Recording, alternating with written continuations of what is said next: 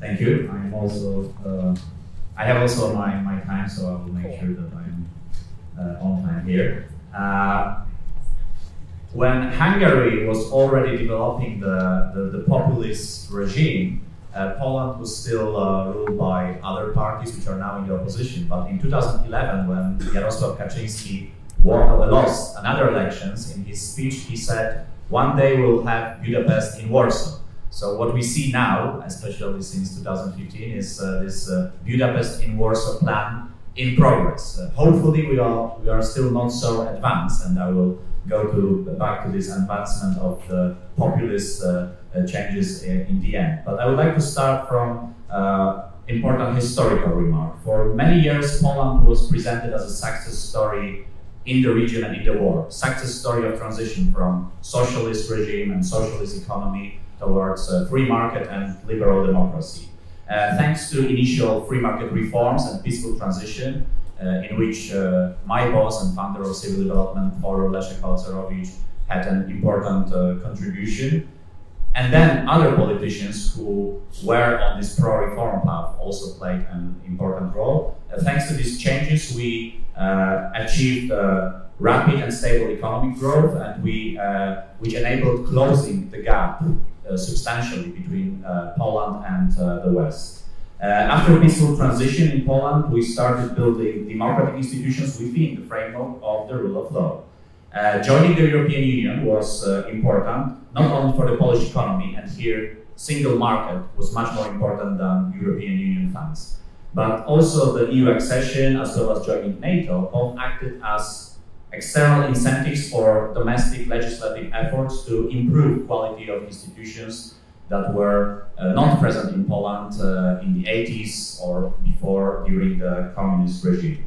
But unfortunately, as I think many people here know, past progress is not guarantee of future success. And from history, you know many examples of what we can call institutional reversals or bad transitions from rule of law to authoritarianism, from free market economy to excessive interventionism and central planning, and from liberal democracy based on institutions and the rule of law to illiberal democracy with disregard to constitutional norms and fundamental individual rights. And unfortunately, Poland joined this club in 2015 of countries that are going through this bad transition. And I would also like to make a comment about the title of our panel, which says about the authoritarian populists. And I think we should distinguish between populist rhetoric and populist policies. And of course, language can be poisonous, and we have all seen what happened, for example, with radical anti-immigration rhetoric in many countries all around the world. But I think populist policies are usually much worse. And populist policies are utilized in various areas. In the previous panel, we heard some examples of economic populism that is also very present in Poland, but I think attacks on the rule of law in democracies are the most dangerous element of this populist policies, and this is when authoritarian populism is happening. And in Poland, as well as in Hungary, we see many examples of this erosion of the rule of law. And I will just give you a few examples. You can also think about similarities in your own countries, in Turkey, but I understand we also have guests here from other countries. First, the Law and Justice captured the Constitutional Tribunal. The ruling party nominated some judges in the unconstitutional way and gained majority. And this political control over the constitutional body enables them now to implement new legislation that is unconstitutional without credible constitutional control. Then the prosecution became extremely politicized. In 2016, the position of the Minister of Justice and the Prosecutor General was merged again. It was separated in 2010 by the now opposition parties, but the previous ruling parties. And what is worse, there is also a huge concentration of power in the hands of one person, the guy who is leading the prosecution and the Minister of Justice, who is also the loyal member of the ruling party. Which means that the prosecution can be used against the opposition parties, against NGOs, against businesses which are not friendly to the government, and this is very dangerous a tool of intimidation that we observe now in Poland, with huge arbitrary powers of the prosecutor general. In the ordinary courts, the legislative changes enabled purge of presidents of the courts, so many presidents of regional courts were replaced by people who can be more loyal to the Ministry of Justice. And also the new disciplinary system was implemented, which is also highly controlled by the Ministry of Justice and his nominees. So it is another tool of intimidation to judges who speak freely about constitution, about the rule of law, who disagree with current government policies. Even the judges who wear t-shirts saying the word constitution were targets of this disciplinary system. The National Council of Judiciary is an important body in the Polish justice system, and it is the body which is responsible for nominations and promotions of judges in Poland. It was built as a self-governing body dominated by judges who were selected by other judges in 1989 to insulate the system from communists, from the people who were who had full control over the justice system in the past. In 2017, the system was changed, so now the judges who are still majority in the council are nominated by the parliament. Of course, you can imagine that they were nominated by the ruling majority, so the political party has also now control over this body. In the Supreme Court, there were attempts to lower the retirement age of judges. Some of them were blocked by the European Court of Justice, and we have also more legal cases pending in the ECJ about the rule of law in Poland. So this shows how the institutions of the European Union were useful to stop at least some of these changes. But what is, I think, even worse, in the Supreme Court, the government also created a new chamber, disciplinary chamber, that is used also as a tool of intimidation against judges and representatives of other legal professions who are vocal advocates of the rule of law, independent judiciary, constitutional norms in Poland.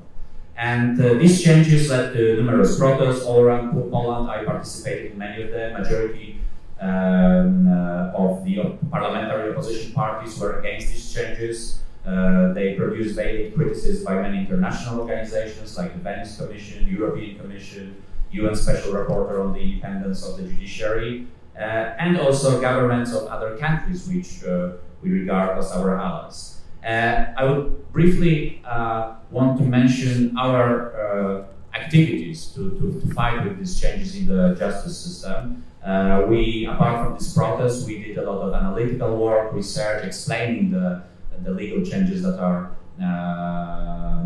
happening in Poland. But what is also important, we were united. We created coalitions of various organizations, not only with liberals, but also from center-left, the Judiciary Association, prosecutors associations that are independent from the government. And I think this coalition building is essential.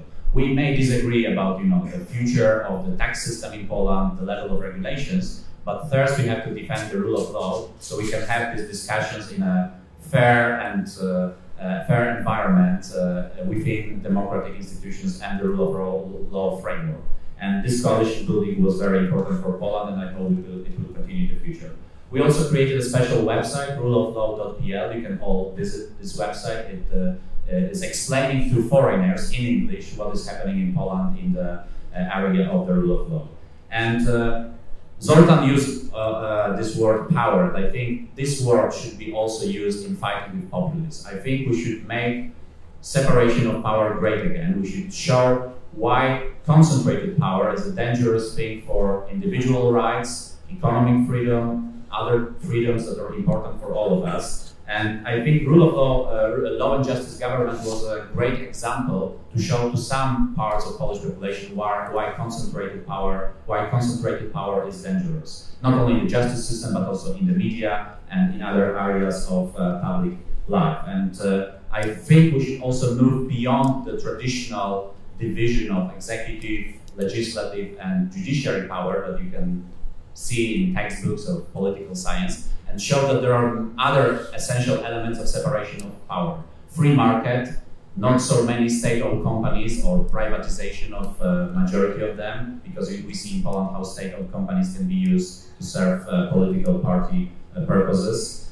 Free media, principle of subsidiarity that is present also in the European Union values, independent but accountable institutions, and so on. So I think we should show that there can be other constraints to power, and we should defend all of them in the society if we want to make sure that the rule of law is rebuilt in Poland after what Law and Justice did in the past. And one last word, because I see my 10 minutes are here. We sometimes also hear in Poland that why are you involved in this fight? Like, it's not as bad as Hungary, people are not arrested, NGOs are not attacked, we still have vibrant media environment, and I think when we hear these remarks in Poland, but possibly also in other countries, that nothing bad is happening, I think we should listen to doctors. And doctors say that you should treat disease in an early stage, because then it is much easier to do this. You should not wait until the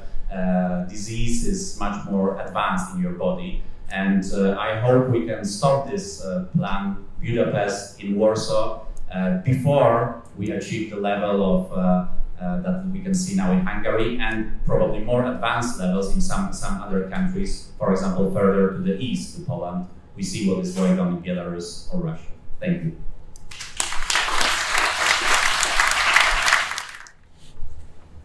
Hello, everyone. I just want to say I'm not the scientific director of the foundation which is funded. I'm from Croatia and I'm vice president of the Civil Liberal Alliance. I'm also a very new to politics. I got involved in politics about 2 years ago.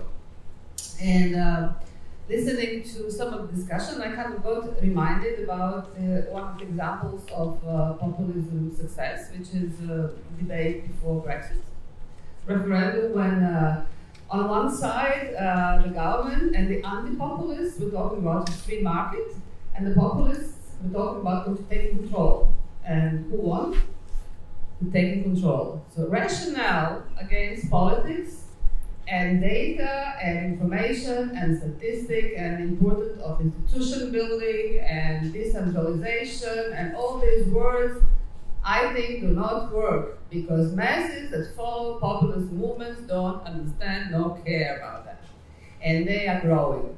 And if we think that there are groups, a larger group of people who are left behind from the globalization, everything that's happening, these are the people that we mentioned before are not highly educated, not highly mobile, not the ones that speak a lot of languages, not the ones who went to study abroad. They're the ones that do not understand this language. And I think liberals in particular tend to speak intellectually, and that doesn't work. So I come from a country that has emerged as democracy as a result of the war. Croatia, you probably know, used to be part of Yugoslavia, a country that was less, that was more socialist than communist, that had more freedoms, that I, growing up there, didn't feel particularly oppressed. But the war happened on the same terminology and social psychology as a lot of populist movements. So there was the enemy from somewhere else, there was an enemy who was taking something away from us, not giving us a chance to have the same opportunity of whatever kind. It ended up in an awful war. So after that, Croatia was founded and recognized, and a multi-party country with democratic institutions which are more or less stable, long way to go. And we currently have a conservative government, and when I talk about conservative, I mean in value system, not in terms of distribution of wealth among the citizens. And it's in a coalition with a Labour Party, not mine, but a Liberal Party, but another Liberal Party. And they, coming up to this European Parliament election, they had, it was expected that out of 12 members of the European Parliament, they would get 6. And the Social Democratic Party, which is another strong party, was expected to get 3. And we were expected to get maybe 1 as a coalition of other liberal parties. And the extremely populist party called the Wall were expected to get 2. They had 12 to 15% popularity rate at the time. They were the group that was founded on activists who prevented people from being evicted from their homes. They were carried out, by the police away from the eviction processes, and they ended up in the parliament, and they were very, very popular, and they were growing. It's difficult to advocate and share this vision among your electorate and to show them, well, this is where we would like to take you, because we don't really know. We can only say, well, we would really like to be part of that debate. And that lack of vision is being really well used by the populist groups because they attack you on that as well. So what we did in our campaigning was we had at least a vision of where do we want to move Croatia within the EU. And this vision was very practical and easy to explain to the people. I have to say that out of the 12 places that we have, that Croatia has in the EU Parliament, the ALDE group got 1, so that is a success in its way. The wall got only 1, and they're falling apart right now. I mean, they fell apart publicly on national television within 3 days after the EU election. But their role is being filled up by another group. So there is that space that exists there. It doesn't matter who is the face of that voice of dissatisfied, but it does feel filled up as long as they're left outside. First of all, I'm so sorry for my poor English because I feel myself smarter while speaking Turkish. I could deliver some speeches in a Shakespearean, passionate way. But in English, I'm just a boring academic, so sorry for that. As a boring academic, I pinpointed some commonalities among the populist regimes, and I'm going to try to answer the question of whether Turkey fits the commonalities of those populist regimes. The first point is anti-elitism. And anti-elitism is a very strange point because anti-elitism might seem like a struggle for democracy in the initial years of a populist regime, populist party. In 2002, for example, Justice and Development Party argued that there is a, elite in Turkey, which are like vampires sucking the blood of the real people of Turkey. And so the secular soldiers, white Turks, and the business circles in Istanbul are consuming the energy of this society, and the AK Party represented itself as the advocate of the forgotten crowds, forgotten people. So it was a struggle, and it was supported by domestic liberals, domestic Democrats, the European Union, and international society. It was like an illusion, but the anti-elitism is a spirit, and it can evolve in time. In 2002, the struggle of AK Party was against the elites in Istanbul, or secular elites in Ankara, but it changed in time. For example, in 2013, AK Party initiated a peace process in order to make a peace with the Kurds. The definition of elites was different than 2002, because the definition of elites requires definition of two poles in the society. And in 2002, AK Party represented itself as the defender of democracy. In 2013, it represented itself as a defender of peace. When peace process ended in 2015, AK Party argued that it represents the national security and nationalism. So it's changing in time, but the polarization and the struggle against elites stays on the table. So the anti-elitism is the brand mark of a populist party, and the AK Party has it. The second point is the issue of morality. As John Müller argues that populist parties argue that they represent morality. That's why they do not want to,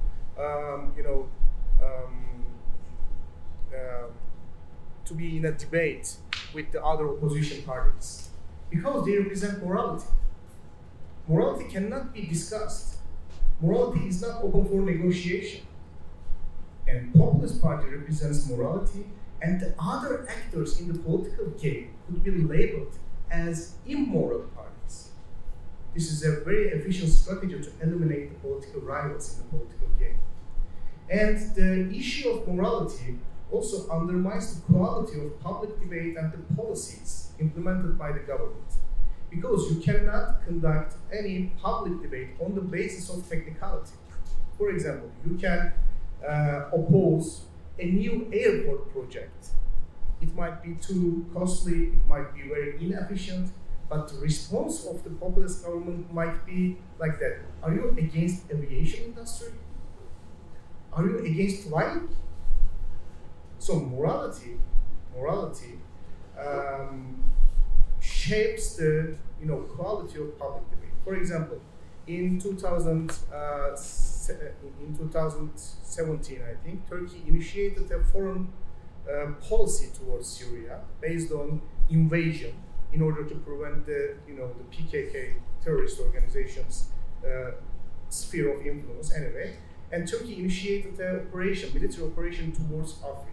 Okay, I'm a professor of international relations and I'm lecturing on foreign policy analysis. Any foreign policy decision should be analyzed within the framework of cost and benefit. It is the necessity to make a rational choice. Afrin operation and its potential implications have not been discussed by public or by professors, by academia or non-governmental organizations within the framework of cost and benefit. If you criticize the government's Afrin operation, you immediately have been accused of being a traitor. Morality kills the public debate. The third point is the availability of a charismatic leader. Yes, I think thousands of people are working to show how charismatic leader Erdogan is. And people are getting paid for that.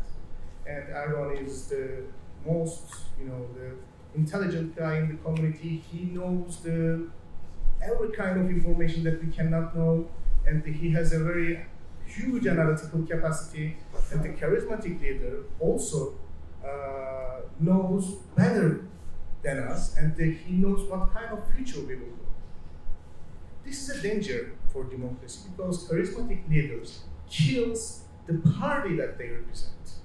They undermine the party structure, bureaucratic structure of the party that they represent. By that I mean Erdogan killed his own Justice and Development Party, and this is the fourth point actually. In populist regimes, we see weak party structures. The charismatic leaders, populist leaders dominate the party, and all kind of intra-party regulations could be violated.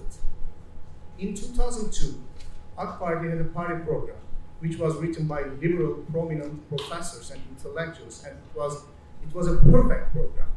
Because this program in 2002 suggested institutional reforms and the necessary institutions to make Turkey a more democratic country. After 2011, when you read the party program of Justice and Development Party, you will just see one name, Recep Tayyip Erdogan. He is regarded as the only institution to determine what kind of policies are going to be implemented in the future. So the intra-party, regulations are important because, as American political scientist Jessica Weeks argues that there is a difference between one-man show and party authoritarianism. For example, the Soviet Union Communist Party, of course, after Stalin, is different than Soviet Union Communist Party during Stalin. Stalin era was a one-man show. After Stalin, there was a party structure counterbalancing each other. Party members were checking and balancing each other. And in populist regimes, charismatic leaders dominate the party. The fifth point is political economy of populism, which is a disaster for actually Turkey, and it will be a cause of our economic collapse in the future, I think. Fukuyama argues that populist regimes are known as their, populist economic policies. They suggest some kind of economic policies which are not very rational. And during the AK Party period, Turkey implemented irrational political economy model, but by the help of the global economic crisis, by the help of money flow from international banking industry to Turkey, the irrationality of such economic policy did not appear. So Erdogan could, gain popularity from the forgotten crowd, forgotten people. According to the data that I have, 13 million people are getting paid by government under the name of social welfare program. 13 million people. This is huge. And in 2002, we had a public procurement law. After 2001 economic crisis, the previous government designed a public procurement law by the help of World Bank, IMF, and European Union. It was a perfect public procurement law. And it was amended more than 180 times after Justice and Development Party came to power. This means that, okay, we are liberals and we all read Hayek.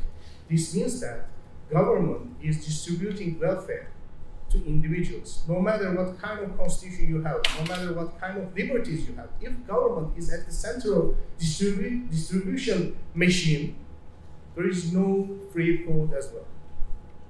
This is reality. And finally, media freedom or freedom of academia, freedom of governmental organizations. Yes, AK Party violated media freedom and the autonomy of civil society and universities. I'm reading Gustav Le Bon, elitist professor of the previous century. Actually, we forgot such kind of ancient philosophers, but by the help of populism studies, we are inventing them again. For example, I invented Carl Schmitt, or now I'm reading Gustav Le Bon. It's a shame. I'm a liberal. It's a shame, but I'm reading them. Le Bon argues that the populist regimes aim to transform a rational citizen into a piece of a mass, into a piece of a crowd. Crowds could be manipulated easily. So media is a very efficient instrument to create a tribe, to create a clan, to create a family behind the charismatic populist leader. Thank you very much. Thank you.